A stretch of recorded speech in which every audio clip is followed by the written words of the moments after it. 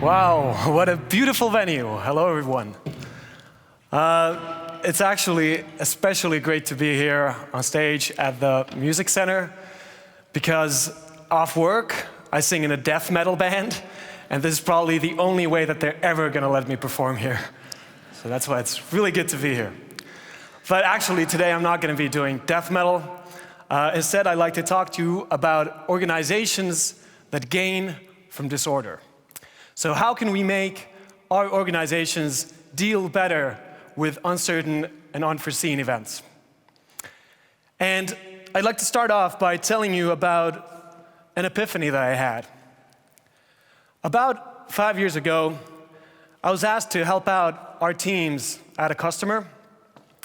And when I started working there, it was actually really easy to notice that there was something wrong with the atmosphere. Because normally our projects have a nice and friendly feel to them, but this one didn't. There was actually quite a lot of blame being thrown around. People were blaming each other for the problems that we were having. And when I started, we actually just tried fixing it by having retrospectives to discuss the matters and resolving them there. And we kind of got some results in the short term, but then in a week or two, things kind of reverted back to the normal, back to the blame game. And it would have been easy, and it would be easy to start thinking that there has to be some kind of problem with the individuals. That we have people who are not social or don't know how to work in a team or something like that. But I knew these people. They were very good at what they do. They were nice people. That was not the problem. So if that's not the problem, then what's going on? What's making good people behave in bad ways? Well, we started looking at the structure that we had in that situation. We were creating a software product, and we had a team that was called New Features that focused on adding new features as quickly as possible. And then we had another team that was called Maintenance, and the maintenance team focused on keeping things running smoothly. Very simple. And the new features team often had a lot of pressure to push out new features quickly. And that sometimes resulted in sloppy work because they had deadlines to meet and they kind of sometimes got into this hacking mode and they did some little sloppy work and then they passed it over to the maintenance team. So obviously, the maintenance team was blaming the new features team that we have to clean up your mess. And then the maintenance team, they were doing maintenance work that was really important, but they sometimes broke things. And when they broke things, the new features team couldn't do their work. So the new features team was blaming the maintenance team for preventing them from doing their job. So we realized that it was the structure that was causing the problems that we were having. The way that we had set up the teams was causing the blame game. So of course, once we realized this, we fixed it. We simply combined the teams. We put all their work on a visual board and let everyone work on anything. New features, maintenance, you can work on anything. And the problem was solved that easily. So it was the structure that was making good people behave in bad ways. And it was after this that I started seeing structures everywhere. And I started seeing the effect of structures on people's behavior everywhere.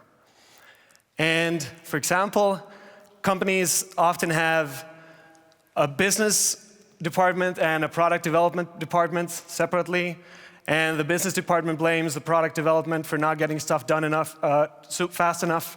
And the product development blames the business for making them work on the wrong things. And of course, it's not just business and product development. This happens all over the organization.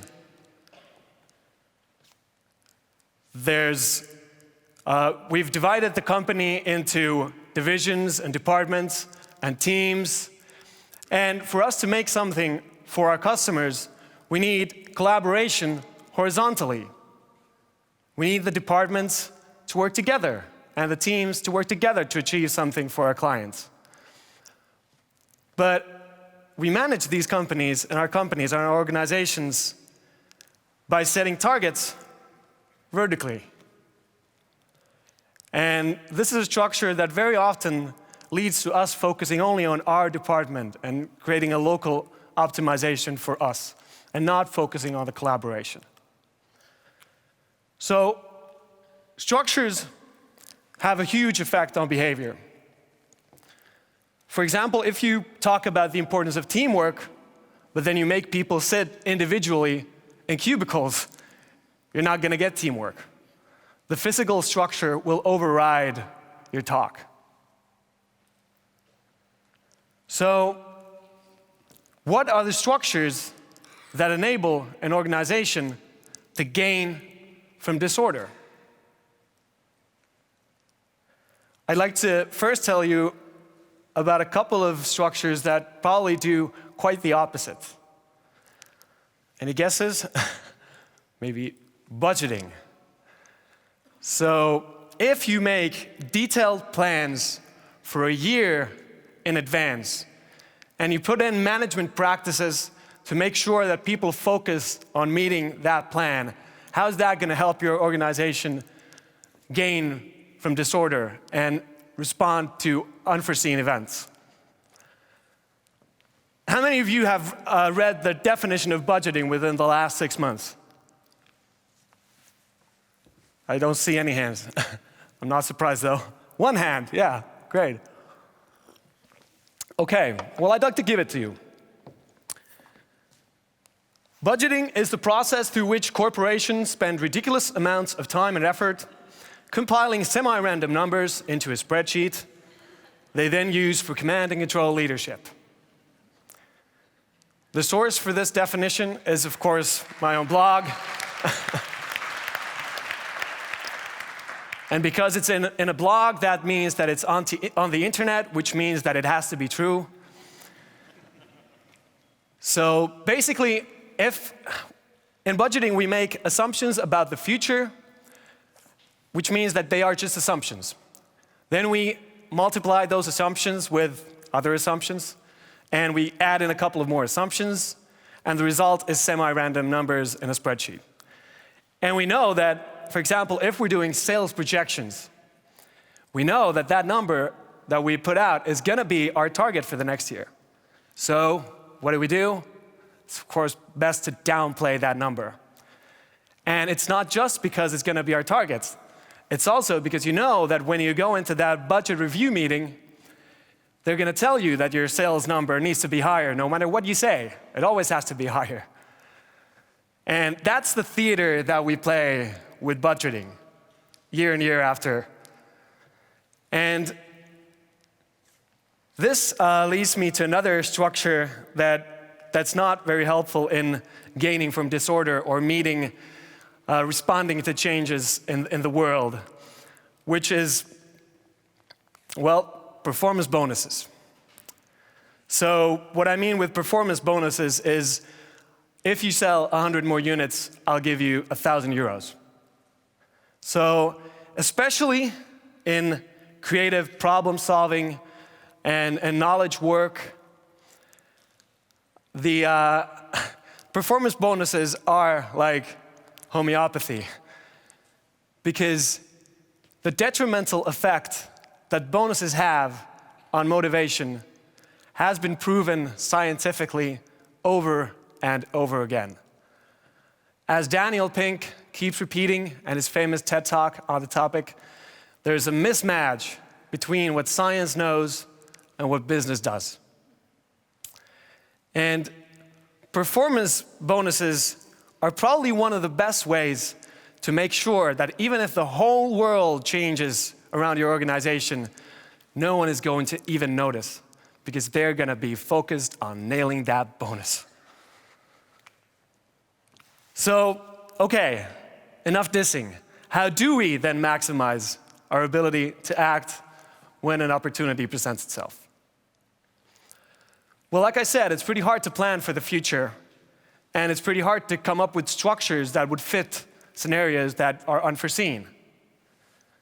So ultimately, the question becomes, what is the least amount of structure an organization can have without slipping into chaos?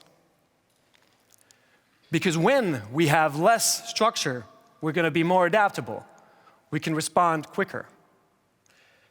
And of course, we're probably going to need some structure every now and then. So when we need structure, how can we make it as lightweight as possible? And the structures that I'm talking about here may seem unalterable, unchangeable, because we've had them for such a long time. They're taught in every business school. They feel like they've been imprinted into the blueprint of organizations. It might feel like they're unchangeable, but the fact is that management, how we do it, is invented by us. It's man-made. So that means that we can reinvent it.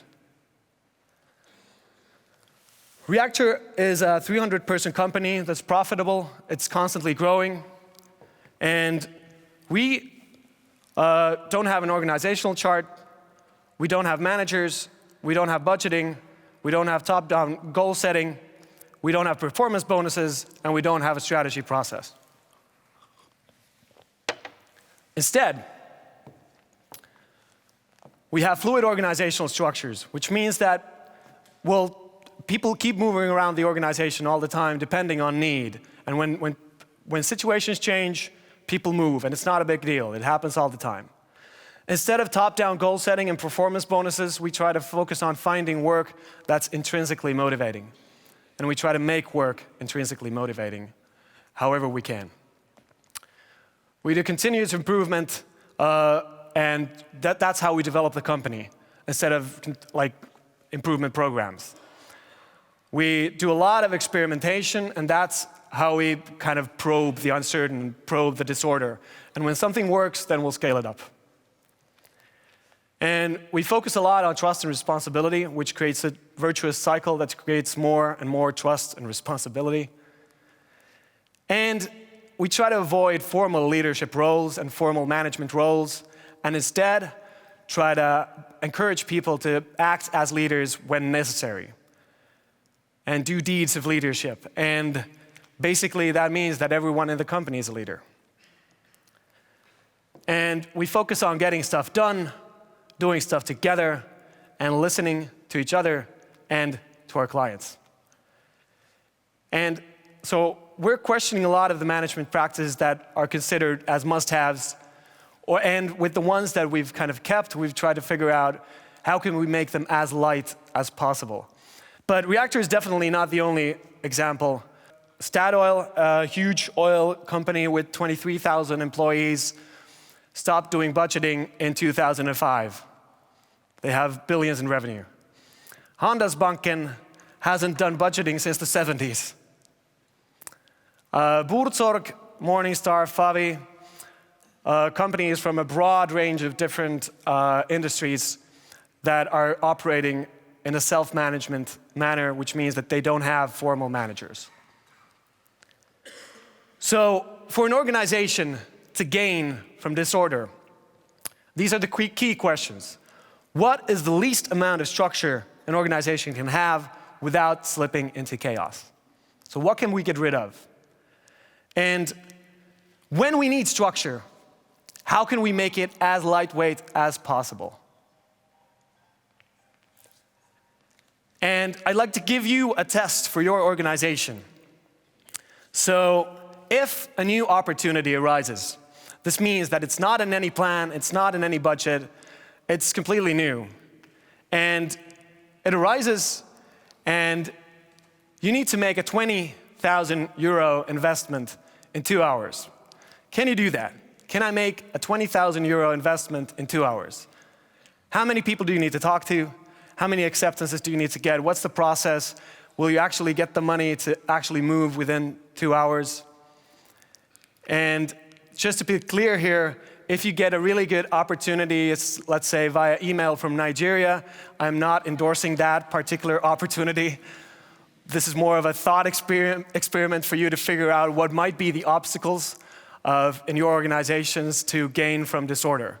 So this might be like, if not, then why not? And what are the obstacles? What are the things that are preventing us from moving faster?